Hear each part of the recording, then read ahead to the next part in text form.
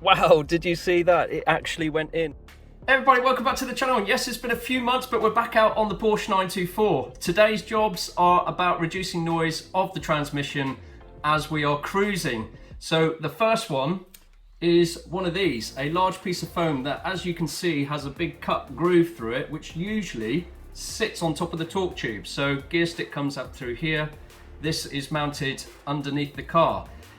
Usually you have to drop the torque tube, but I believe there is a method to sliding this through the gear stick hole, which is slightly bigger than this. So it does mean we're gonna have to maybe squash this down a little bit and use a bit of oil just to sort of slide it in. But that's the first job. The second one is to fit a new stereo system. The one I've got in there is pretty old. It's one of those old CD player fronts that flip off. It's a bit shocking. It looks like it's been hammered in, but this one is a bit more retro, has some of the ModCon tech inside, so you can do hands-free telephone, you can plug in media and all of that good stuff. So let's get out to the car and get fitting these two items.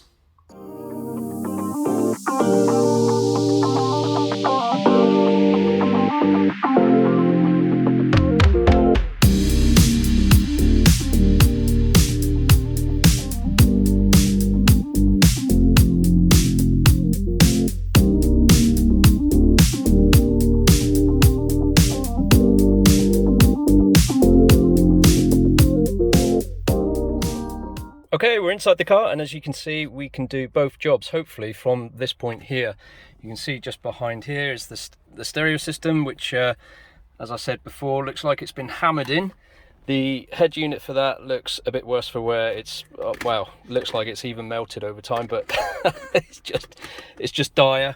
And the gear stick, which all the surrounds and everything we have to remove, the carpet, to unlock this hole, hopefully to then slide that large bit of foam through that hole. So let's get taking all this apart and see if we can get the foam in first, and then we'll tackle the stereo unit afterwards.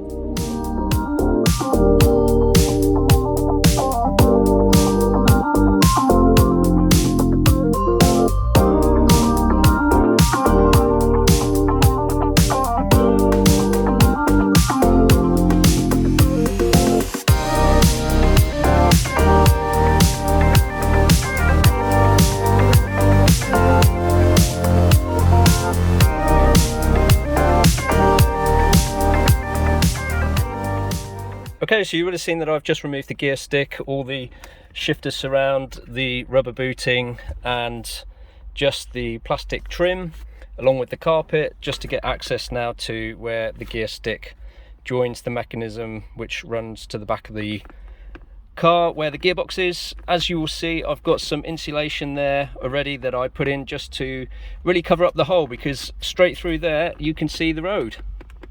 Okay, so let's clear out all of this insulation and see what we've got to work with.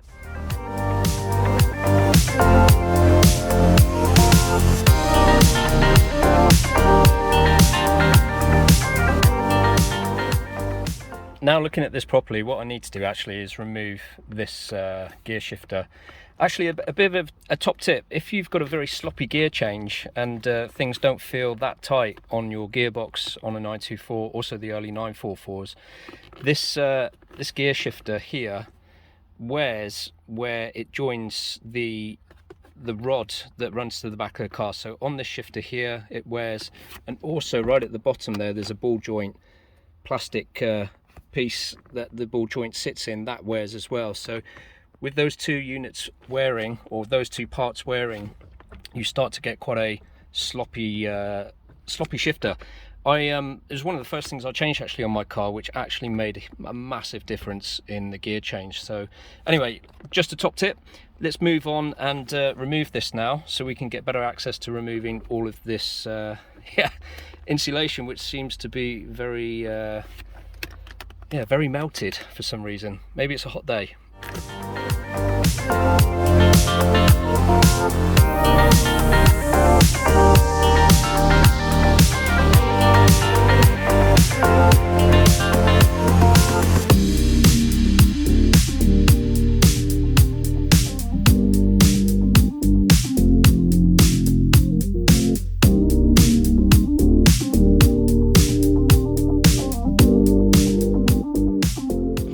Okay, so we've released the gear shifter from the pivot mechanism that joins the gearbox at the back, and that was a bit of a pig. I mean, usually these pins here wear, so you get sort of a bulbous part in the middle, and then they wear on either end, and that basically gives you the sloppiness in the gear stick, or the gear shift, should I say. This one is fairly new, only a year or two, maybe 3 years, so you can see there's no wear, and that was stuck in there fast. So yeah, gentle bit of persuasion to slide that one out, but now that's out the way, we've got access to remove the actual lever itself from the ball joint at the bottom. So we'll pull that out, and then we can remove the rest of this insulation.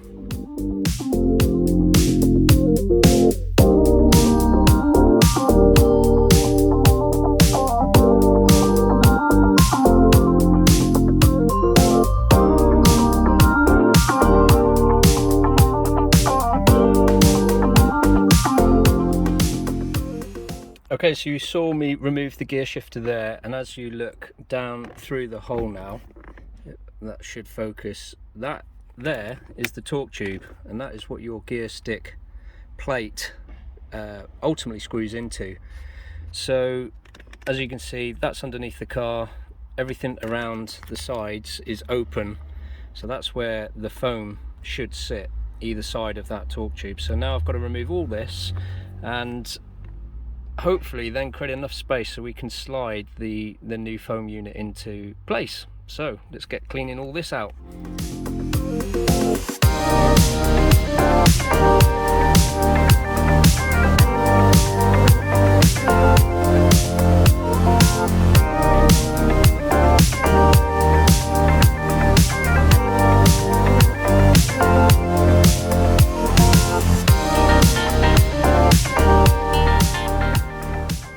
Okay, you would have seen me remove all of the previous parts of the foam that were left from my old piece, and this inside now gives you a snapshot of the sort of room that we've got to play with in order to slide this new piece in.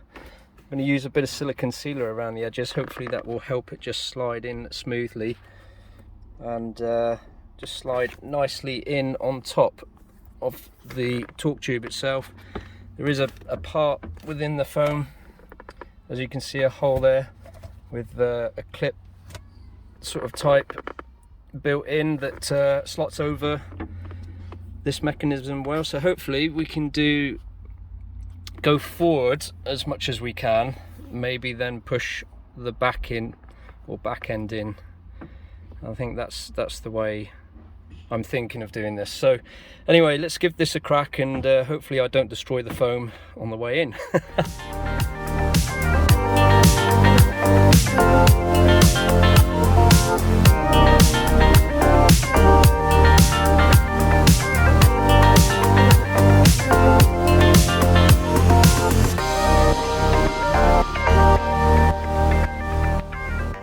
Wow, did you see that? It actually went in. Now I have to say, I thought I was going to go forward and then back, but actually going back was the better option, mainly because the actual length of the sponge is longer at the back part than it is at the front. So if you can slide it over the gear shift itself, there is a channel in the sponge that fits nicely over the shift, but it slides with enough silicone sealer, and as you can see it's still sort of on my hands.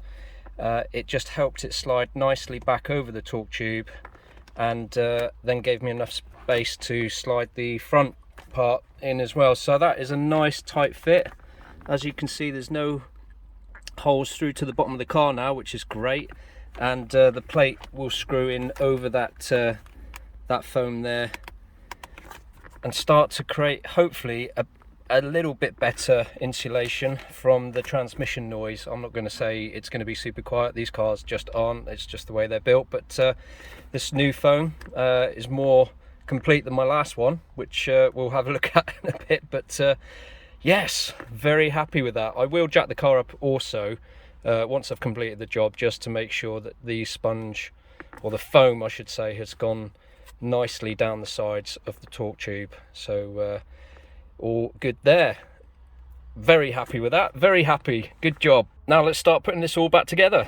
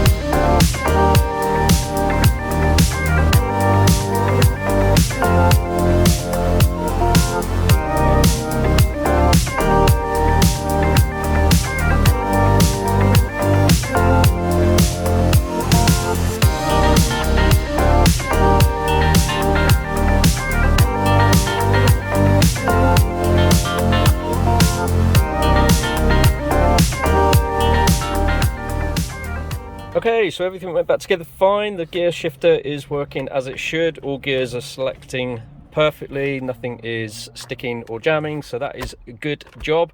And once we get this out on the road, we can test to see how much more quieter the transmission is. I doubt it will be too much quieter, but hey, anything that helps. The next job now is onto the stereo system. So we need to somehow remove this cage, which really does look like it's hammered in. I've got a couple of bits and pieces that I can put down the sides to see if that releases it, but I fear that this might be a bit of a hatchet job. So anyway, onwards we go.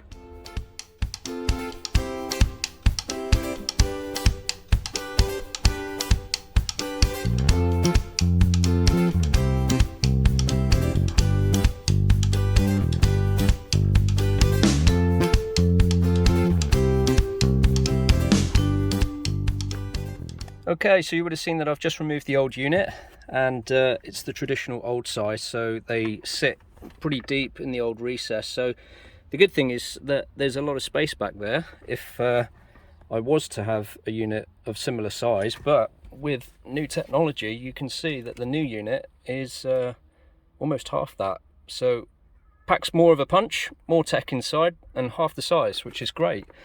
So I've got the new cage here, which I can use, and the old cage looks a bit worse for wear, as you can see.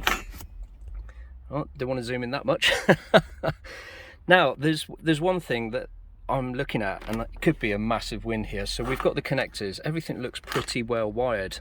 I was expecting a lot worse than this. So the fact that these exist and everything looks pretty neat and tidy with the aerial cable as well.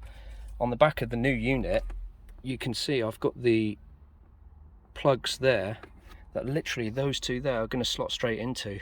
And if that's the case, that is a massive, massive win, and basically means this is a very short and easy job. It did have all the wiring there if I needed to rewire. It also came with additional new cables if I needed to do that. So what I'm going to do is I'm going to try and remove this old rusty cage, slot in the new one, and plug everything in and just see if it all works. And if it does, then yeah, what a win.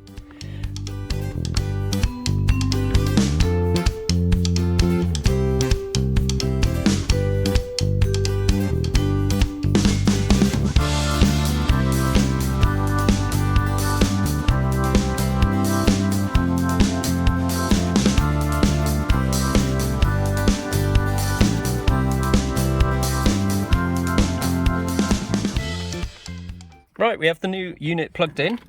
All of the clips all went together nice and easy. So the big test now is whether or not it turns on with the ignition like the previous unit used to. So let's turn the ignition on.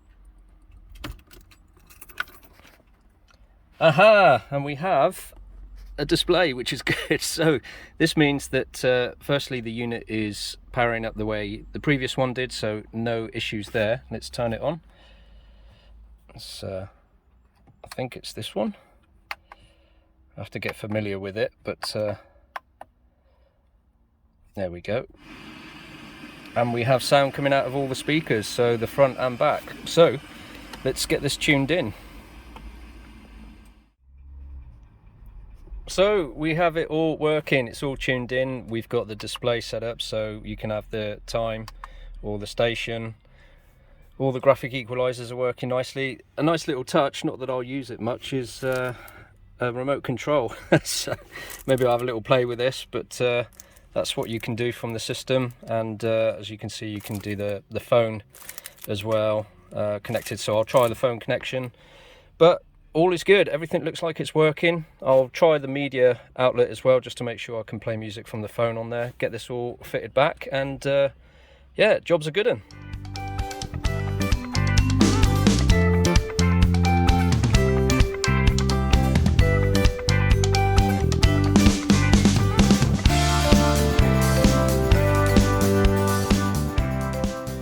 Okay, so all the unit is now fitted correctly and back in position, so it looks a lot neater and tidier than that old piece of junk down there.